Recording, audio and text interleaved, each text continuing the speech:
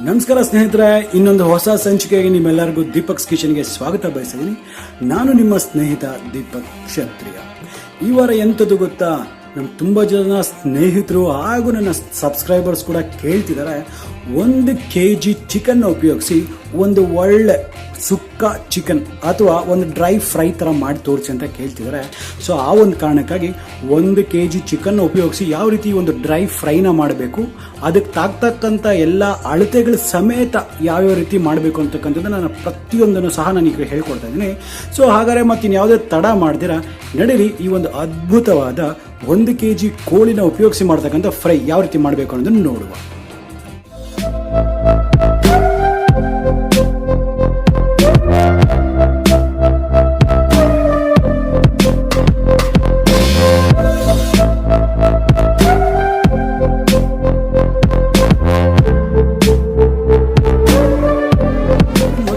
ಒಂದು ವಿಚಾರನ ನೀವು ನೆನ್ಪಿಟ್ಕೊಳ್ಳಿ, ಈ ಒಂದು ಎಸ್ಪೆಷಲಿ ಈ ಒಂದು ಫ್ರೈ ಮಾಡಲಿಕ್ಕೆ ನೀವು ನಾನ್ ಸ್ಟಿಕ್ ಕಡಾಯಿಸ್ನ ಯೂಸ್ ಮಾಡಂಗಿಲ್ಲ. ಯೂಸ್ ಮಾಡಂಗಿದ್ರೆ ಒಂದು ಐರನ್ ಕಡಾಯಿನ ಯೂಸ್ ಮಾಡಿ, ಇಲ್ಲಾಂದ್ರೆ ಈ ತರದ್ದು ಒಂದು ಕಡಾಯಿನ ಯೂಸ್ ಮಾಡಿ. ಸೊ ಇದನ್ನ ನಾನು ಹೀಟ್ ಮಾಡ್ಲಿಕ್ಕೆ ಇಟ್ಟಿದ್ದೀನಿ. ನಾನು ಇಲ್ಲಿ 1 kg ಕೋಳಿ ಬಳಸ್ತಾ ಇದ್ದೀನಿ. ಸೊ ಹಾಗಾಗಿ ಇದಕ್ಕೆ 100 ml ಅಷ್ಟು ಎಣ್ಣೆ ತಾಗುತ್ತೆ. ನೋಡಿ, ಈಗ ಎಣ್ಣೆ ಚಂದ ಕಾದಿದೆ. ಇದರಲ್ಲಿ ಏನ್ ಮಾಡುವ ಅಂತ ಹೇಳಿದ್ರೆ, ಒಂದು ಅರ್ಧ ಟೀ ಸ್ಪೂನ್ ಅಷ್ಟು ಜೀರಿಗೆಯನ್ನ ಹಾಕೊಳ್ತೇನೆ. ನೋಡಿ, ಜೀರಿಗೆ ಎಲ್ಲ ಚಂದ ಚಿಟಪಟ ಅಂತ ಇದೆ. ಇದರಲ್ಲಿ 7 ರಿಂದ 8 ಮೆಣಸಿನಕಾಯಿನ ಈ ತರ ಹಾಕೊಳ್ತೇನೆ. ನೋಡಿ, ಇದರಲ್ಲಿ ಒಂದು 200 ಗ್ರಾಮ್ ಅಷ್ಟು ಈರುಳ್ಳಿನ ನಾನು ಈ ತರ ದಪ್ಪಕ್ಕೆ ಹಚ್ಕೊಂಡಿದ್ದೀನಿ. ಇದನ್ನೆಲ್ಲ ಹಾಕೊಳ್ಳುವ.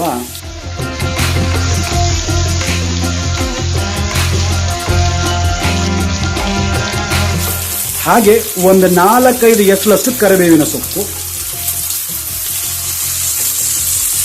ಈಗ ಏನಿದೆ ಗೊತ್ತಾ, ಈ ಈರುಳ್ಳಿ ಎಲ್ಲ ಸ್ವಲ್ಪ ಚಂದ ಒಂದು ಕಂದು ಬಣ್ಣಕ್ಕೆ ಬರಬೇಕು. ಅಲ್ಲಿವರೆಗೂ ನಾವು ಇದನ್ನ ಚಂದ ಫ್ರೈ ಮಾಡಬೇಕಾಗುತ್ತೆ.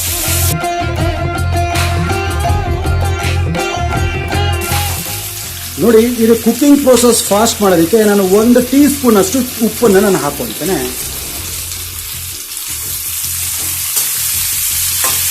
ಈಗ ಇದನ್ನ ಚಂದ ಒಂದ್ಸತಿ ಮಿಕ್ಸ್ ಮಾಡುವ.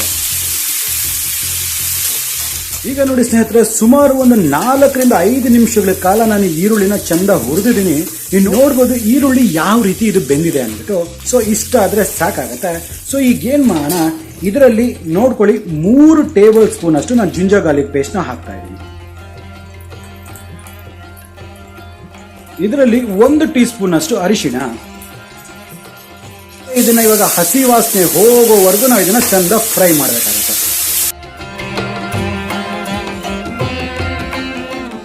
ಇದರ ಹಸಿ ವಾಸನೆ ಎಲ್ಲ ಹೋಗಿದೆ.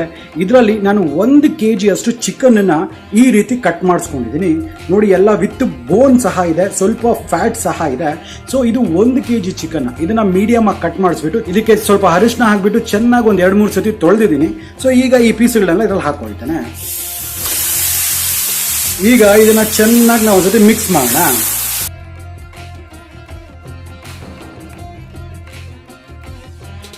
ಈಗ ಇದೆಲ್ಲ ಚಂದ ಮಿಕ್ಸ್ ಆಗಿದೆ. ಸೊ ಇವಾಗ ಇದನ್ನ ಒಂದು 15 ನಿಮಿಷಗಳ ಕಾಲ ಇದೇ ರೀತಿ ಕುಕ್ ಆಗೋದಕ್ಕೆ ಬಿಟ್ಬಿಡುವ.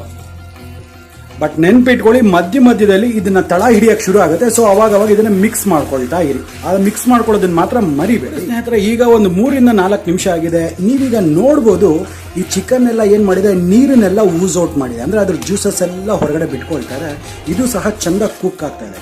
ಈ ಸಂದರ್ಭದಲ್ಲಿ ಏನ್ ಮಾಡಬೇಕು ಅಂತ ಹೇಳಿದ್ರೆ, ಒಂದು 3 ಟೀ ಸ್ಪೂನ್ ಅಷ್ಟು ಖಾರದ ಪುಡಿ. ನೋಡಿ, ಸ್ವಲ್ಪ ಇದು ಸ್ಪೈಸಿ ಇರುತ್ತೆ. ನಿಮಗೆ ಜಾಸ್ತಿ ಸ್ಪೈಸಿ ಬೇಡ ಅಂತ ಹೇಳಿದ್ರೆ ನೀವು ಖಾರದ ಪುಡಿನ ಸ್ವಲ್ಪ ಕಮ್ಮಿ ಮಾಡ್ಕೊಳ್ಳಿ. ಮತ್ತೆ ಒಂದು 2 ಟೀ ಸ್ಪೂನ್ ಅಷ್ಟು ಧನಿಯಾ ಪುಡಿ,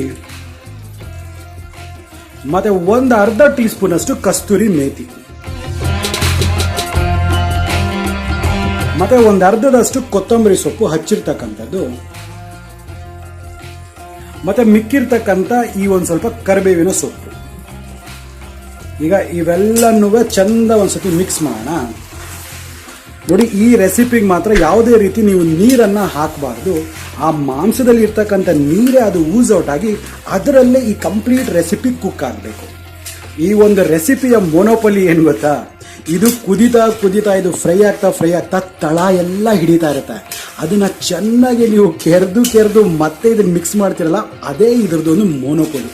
ಸೊ ಆ ಒಂದು ಕಾರಣಕ್ಕೆ ಈ ಒಂದು ರೆಸಿಪಿಗೆ ನೀವು ನಾನ್ ಸ್ಟಿಕ್ ಕುಕ್ವೇರ್ನ ಯೂಸ್ ಮಾಡಿಬಿಡಿ ಅಂತ ನಾನು ಮೊದಲನೇದಾಗಿ ಹೇಳಿದ್ದೀನಿ. ನೋಡಿ ಇವಾಗ ಇಷ್ಟ ಆಗಿದೆ. ಫ್ಲೇಮನ್ನ ಲೋ ಇಡೋಣ. ಫ್ಲೇಮನ್ನ ಲೋ ಇಟ್ಬಿಟ್ಟು ಇದನ್ನ ಮತ್ತೆ ಇನ್ನ ಒಂದು 10 ರಿಂದ 15 ನಿಮಿಷಗಳ ಕಾಲ ಮಧ್ಯದಲ್ಲಿ ಮಿಕ್ಸ್ ಮಾಡ್ತಾ ಇದನ್ನ ಕುಕ್ ಮಾಡೋದಕ್ಕೆ ಬಿಡುವ. ಈಗ ಒಂದು 3-4 ನಿಮಿಷ ಆಗಿದೆ. ಮಧ್ಯದಲ್ಲಿ ಒಂದ್ಸತಿ ಮಿಕ್ಸ್ ಮಾಡೋಣ. ನೋಡಿ ಹಿಂಗೆ ತಳ ಹಿಡಿತಾ ಇರುತ್ತೆ. ನೀವು ತಳನೆಲ್ಲ ಈ ರೀತಿ ಕ್ಲೀನಾಗಿ ತೆಗಿಬೇಕಿದೆ. ಏನಿದು ಮಧ್ಯದಲ್ಲಿ ಕ್ರಿಸ್ಪ್ ಆಗುತ್ತಲ್ಲ ಅದೇ ಈ ಒಂದು ಫ್ರೈಗೆ ಒಂದು ಟೇಸ್ಟ್ ಅಂತಕ್ಕಂಥದ್ದು.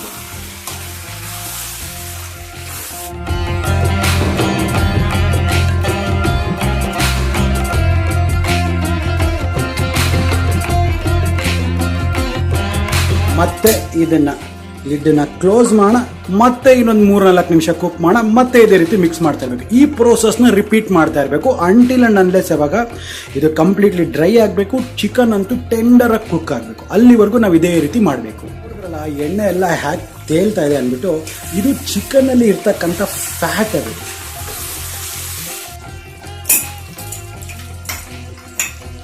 ನೋಡಿ ಈಗ ಇದರಲ್ಲಿ ನಾನೇ ಮನೆಯಲ್ಲಿ ಮಾಡಿರ್ತಕ್ಕಂಥ ಒಂದು ಸ್ಪೆಷಲ್ ಗರಂ ಮಸಾಲೆ ಪೌಡರ್ ಒಂದು ಅರ್ಧ ಸ್ಪೂನ್ ಅಷ್ಟು ನಾನು ಹಾಕ್ಕೊಳ್ತೇನೆ. ಈಗ ಅದರೊಟ್ಟಿಗೆ ಒಂದು 8 ಬೆಳ್ಳುಳ್ಳಿಯನ್ನು ಕಟ್ ಮಾಡಿದ್ದೀನಿ, ಅದನ್ನು ಹಾಕ್ಕೊಳ್ತೇನೆ. ಇದೊಂದು ಒಳ್ಳೆ ಫ್ಲೇವರ್ ಕೊಡುತ್ತೆ. ನಿಮ್ಗೆ ಇಷ್ಟ ಇಲ್ಲ ಅಂದರೆ ನೀವು ಇದನ್ನು ಸ್ಕಿಪ್ ಮಾಡ್ಕೋಬೋದು. ಸೊ ಈಗ ಮತ್ತೊಮ್ಮೆ ಇದನ್ನು ಕ್ಲೀನಾಗಿ ಒಂದಕ್ಕೊಂದು ಹೊಂದ್ಕೊಳ್ಳೋ ಹಾಗೆ ಇದನ್ನು ಮಗುಚುವ.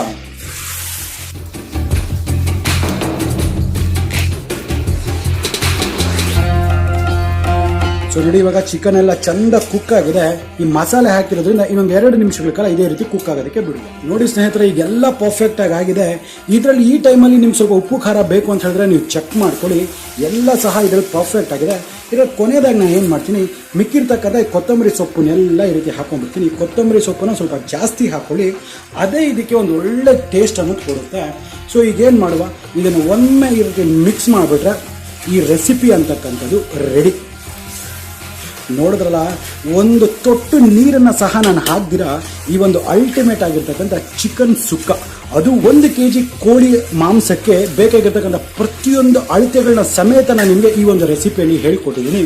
ಸೊ ನಂಗೆ ಅನ್ಸುತ್ತೆ ನಿಮಗೆ ವಿಡಿಯೋ ಇಷ್ಟ ಆಗಿದೆ ಅಂದ್ಬಿಟ್ಟು ಈ ವಾರ ಅಂತೂ ಡೆಫಿನೆಟ್ ಆಗಿ ಈ ಒಂದು ರೆಸಿಪಿನ ಮಾಡಿ ಅದು ಯಾವ ರೀತಿ ಆಗಿದೆ ಅನ್ನೋದನ್ನ ನನ್ನ ಕಾಮೆಂಟ್ ಸೆಕ್ಷನಲ್ಲಿ ತಿಳಿಸೋದನ್ನ ಮರಿಬೇಡಿ.